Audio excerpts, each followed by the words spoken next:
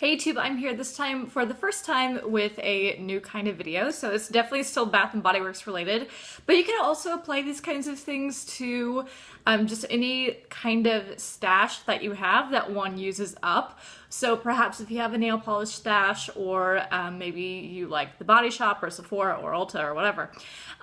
Today what I want to share with you is tips for shrinking your stash. So here I'll make it kind of specific to Bath & Body Works, but like I said, you really can apply this to any kind of stash that you use up. So I decided to do this because even though I have a large stash for kind of an average person, I'd say right now I have just over 40 items in my entire Bath & Body Works collection. I think that for someone in our community on YouTube who regularly posts about Bath & Body Works, is very interested in Bath & Body Works, I feel like for our community, I have a pretty small stash compared to other people, and I love their YouTube channel. I love me your stashes, but for me personally, I like where I am with mine. So yeah, I just wanted to share some tips about how my stash continually shrinks and how I make that happen even in the midst of really loving Bath & Body Works. So you may say, Rachel, you talk about the fact that you really don't have access to Bath & Body Works right now, at least not really. And on a level, that's true. However, I still experience a lot of Bath & Body Works FOMO. I still have access if I really want it, and I can still buy things online and ship them to my parents' houses and just pay for them to ship it here. So ultimately, if I wanted to do that run around, I could, but I'm really choosing not to, for monetary reasons and also for the sake of my stash too in the future of it. So like I said, I just want to share with you seven tips I have for shrinking your stash, or really just paying attention and having a more meaningful stash. So my first one is about the emails. Now, a lot of people will tell you to unsubscribe.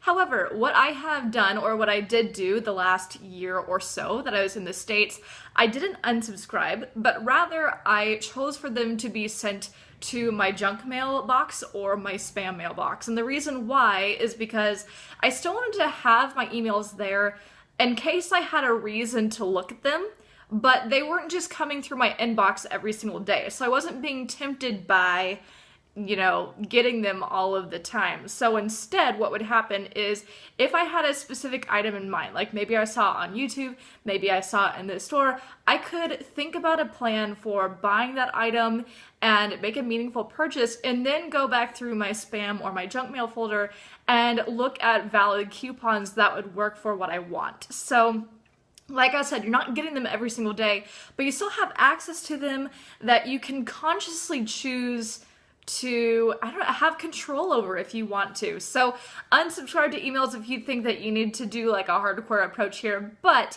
like I said, I always had mine sent to junk or spam mail, and I thought that worked just fine for me. So I found myself in a position where I was buying significantly less, but also I wasn't tempted because people say that you don't know what you don't know, and that's certainly true for the deals that they have in emails. My second one is to begin documenting your progress. So even if you have a YouTube channel, but you really only watch other YouTubers, what I would recommend is document it in some way that works for you. So maybe you can start uploading your own content. Maybe you can begin to Instagram if you like photography, or maybe if you like Snapchat, you can do that. Or you can just keep an inventory in your phone. I know a lot of people on my Facebook group, started by Maggie Meltz, it's a Shrink My Stash group.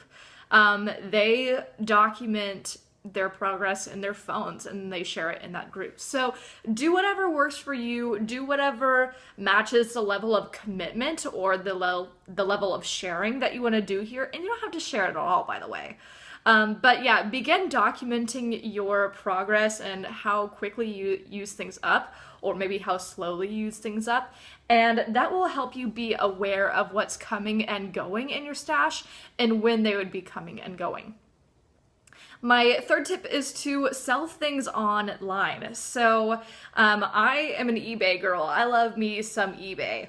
But you can also sell on Amazon. I know that some people talk about Mercari. I personally have never used it, so I can't comment on the process for selling on Mercari, but you would be amazed at the marketplace for Bath and Body Works items on those websites. So some people say that it's kind of hard to get started and they don't want to commit to the time, you know, whatever. But just because you sell something on eBay or Mercari or whatever doesn't mean that you have to have an entire like store that's stocked on their website. You can sell as much or as little as you want on those sites, and I think that's the beauty of it. So you can sell it on your own time and just kind of do whatever works for you. But I say that if you don't love an item, then why would you suffer through it? Especially if it's mostly full, or maybe if it's rare.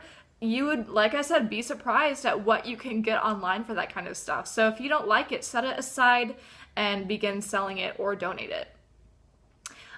So moving on from that into number 4 is to donate or sell to consignment shops or to thrift stores. So if you watch my old channel, you may remember that in March I found, and this was amazing, it was crazy, I found a bottle of orange sapphire lotion at Uptown Cheapskate.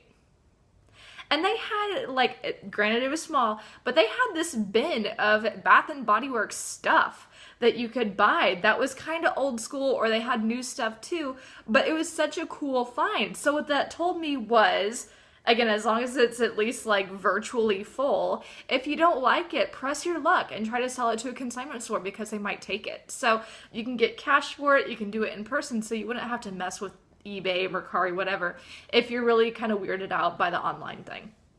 And like I said too, if you're not concerned about money, you can also, of course, just donate it to a thrift store, or you can give it to, you know, whomever. So I love a YouTuber named Jill. She really hasn't posted in almost a year, and I'm really missing her channel, but she's a high school teacher like me, and she has mentioned that she takes some products she doesn't really care for to her classroom. And if you're a teacher or you work with children, you know, if you take something like that, that would be of interest to your classroom, you know it's going to be gone quickly. So you also have that outlet if you have that kind of opportunity. And yeah, like I said, there's no point here in suffering through something that you don't like, especially if getting rid of it means, number 1, you have a smaller stash, but also number 2, you're making more time and more room for the things that you actually do like. So that takes me to number 5. So 1 through 4 was more so like how to start thinking about getting rid of things or just not purchasing more. But number 5 is working with the stash you already have. So if you're at a point where you don't feel like you can really part with anything by selling it or donating it, and you've done the email bit, you've documented what you're doing, etc. My number 5 for working with the stash you currently have is to have an objective vision of what you want your stash to be. And I know that to the outside world, like outside our community, that might sound stupid, but to us, you know, that makes sense. So when I think about my stash, and like I said, I have just over 40 items right now. When I think about my stash, my ideal stash that I would like would have about 25 items, not including PocketBacs. However, I don't want to have more than 10 PocketBacs at once. So I want to definitely keep that reined in too. So I think having that kind of objective vision where you can say, my stash is definitely 25, 30 items, or it is definitely not. I think that having that thing to hang on to will help you keep in mind of kind of where you're at. Because I know a lot of people in our community say, I just want to have a smaller stash. Okay, but what does that mean? All right, so yeah, my stash that I have now is definitely smaller than it used to be, but I started setting my objective ideas about what exactly that looks like. So it's kind of like having a New Year's resolution. You know, people will say, oh, I want to lose weight, I want to get fit, but what does that mean? Does that mean you want to lose 20 pounds? Does that mean you just want to be healthier? And does that mean you go to the gym at least 4 times a week? What exactly does that mean? So have an objective thing that you can always look at and say, yes, I'm definitely doing this, or I'm not doing that. So think of it in that term because, you know, like I said, those people who do the New Year's bit often fail because they don't have a way of looking at it that's real. And I think that that's an approach we can take to our stashes too. Okay, my number 6 is if you can't do a no buy. So a lot of people in our community too will say, I'm on a no buy for this amount of time, but more often than not, we see people failing. Now, I want to do a little like disclaimer here, a little asterisk, because my favorite YouTuber who, or at least one of my favorite YouTubers who YouTubes still like currently, like she has an active account, she's actually on a no-buy for all of 2017, and she is sticking to it. She's being amazing. Her name's Callie Cat, by the way. I mentioned her in a couple videos, so I'll link her down below. So check out her channel. She is so amazing at her no-buy. But for a lot of people, you know, we can see that that doesn't work for them. So I don't do no-buys. I'm kind of, to a certain extent, stuck with the no-buy right now. Being in Australia, kind of But what I have done instead the last year and a half is actually a low buy.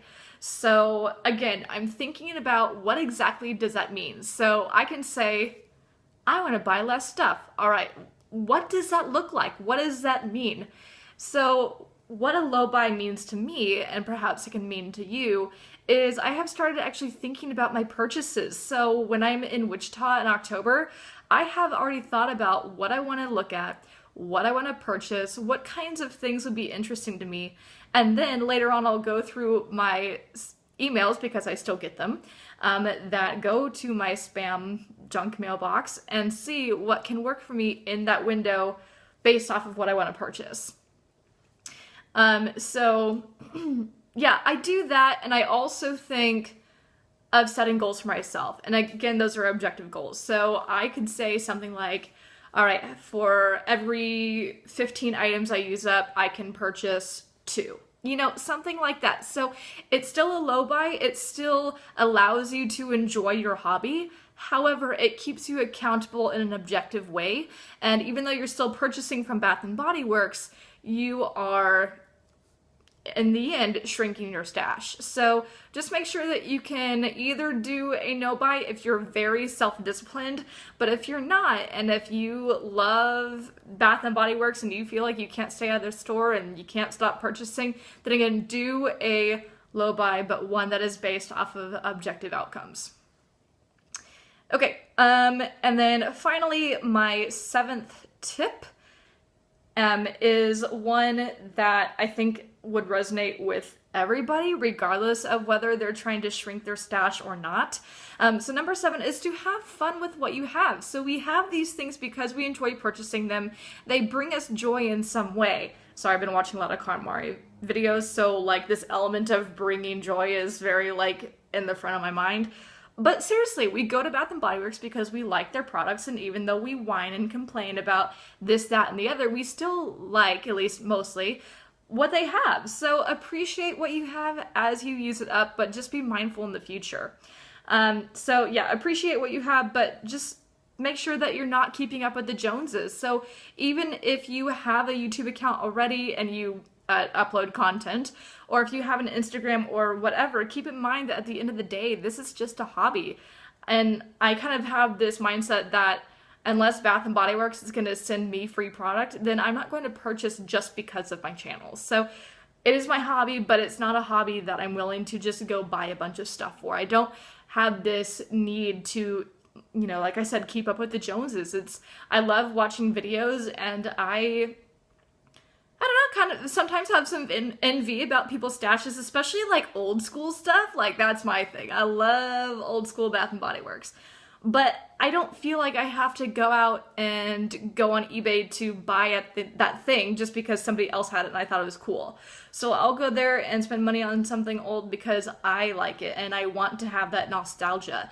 So even with current stuff, don't feel like you have to go to Bath & Body Works because you need to buy the next thing to get more subscribers and put content on your channel. So, you know, just think of it like that. I think that, you know, like I said, as long as you have a good mindset about it, and you can think of it in objective and pragmatic terms, then I think that you'll be all right. So if you have questions about shrinking your stash, or you want any more tips, let me know. So I'm really happy with my progress.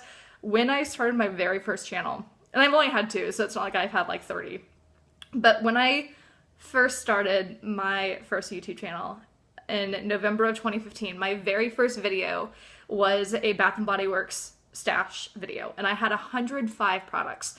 And now, like I said, I'm down to just over 40. So I've done my selling, I've done low buys, I sent those emails to different folders.